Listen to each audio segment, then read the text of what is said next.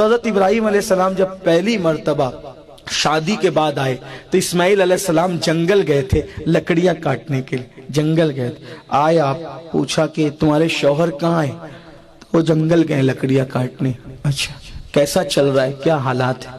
بہت خراب حالات ہے حضرت، کھانا نہیں ہے، پانی نہیں ہے، بہت برے حالات ہے، گھر میں کچھ اچھا نہیں ہے.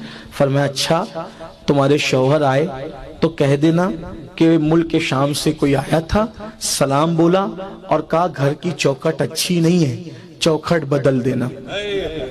گھر کی چوکھٹ اچھی نہیں ہے، چوکھٹ بدل دینا.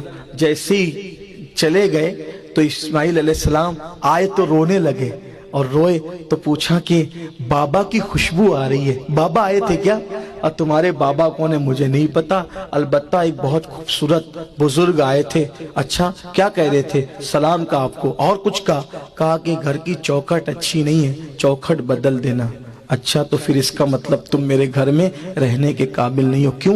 کیوں؟ اس عورت نے گھر کی شکایت کی، گھر میں اچھا نہیں ہے، حالات اچھے نہیں ہیں، برکت نہیں ہے. تو جو عورت شکایت کرنے والی ہو وہ نبی کے گھر میں رہنے کے قابل نہیں ہے، کیونکہ اسماعیل علیہ السلام کے گھر میں جو عورت رہنی تھی وہ نبیوں کی ماں، سید الانبیاء کی ماں بننے والی تھی نا. تو اس لیے وہاں تو کوئی چھوٹے دل اور دماغ والے کی جگہ ہی نہیں تھی. پھر اس کے بعد چند دنوں کے بعد دوسری شادی کی اسماعیل علیہ السلام نے. پھر اس کے بعد آئے، اب بھی جنگل گئے تھے. اب آئے پوچھا کہ کہاں گئے تمہارے شوہر؟ جنگل گئے.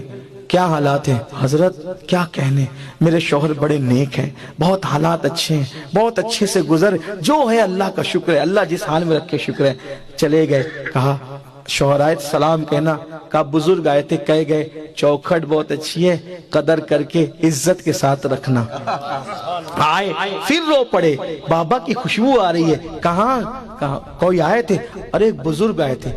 کیا کہا؟ سلام کہا. اور کیا کہا؟ چوکھٹ بہت اچھی ہے تو عزت کے ساتھ سنبھال کے رکھنا. کہا اچھا اس کا مطلب میرے بابا بول گئے کہ تم میرے گھر میں رہنے کے قابل ہو. اسی خاتون کو اللہ کی تعریف اتنی پسند آئی کہ اللہ نے انہی کی نسل میں پھر محمد الرسول اللہ کو پیدا. غریب سادہ و رنگی ہے داستان